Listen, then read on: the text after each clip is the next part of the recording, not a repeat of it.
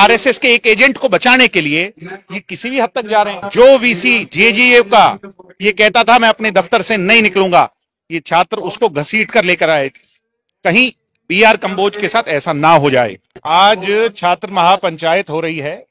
हजारों लोग प्रदेश देश के कोने कोने से हिसार के एचएयू के गेट नंबर 4 पर एकत्रित हुए हैं।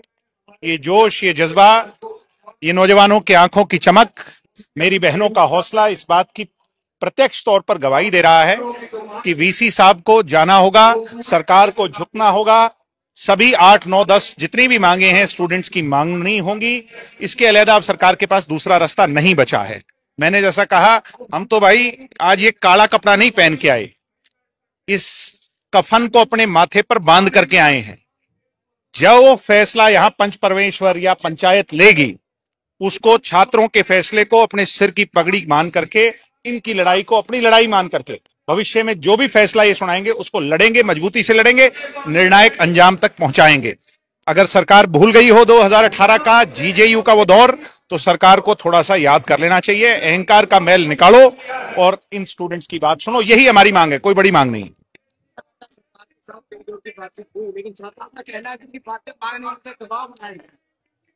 भाई जब कोई भी चीज कागज पर नहीं आएगी तब तक हमें क्या पता क्या बात मानी गई है कि नहीं मानी गई। मैं आपको कोई बात आज माइक पर कह दूं, कल उससे मुकर जाऊं, तो उस चीज का क्या फैसला है?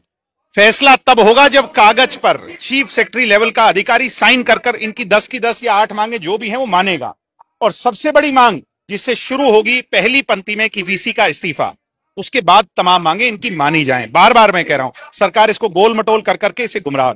तो किसके इशारे पर? पॉलिटिकल नहीं है, ये मुख्य मांग है। किसके इशारे पर यह घटना हुई? किसके इशारे पर इतना बड़ा कांड हो गया? किसके इशारे पर यहां पर अंदर इतनी असहजता है?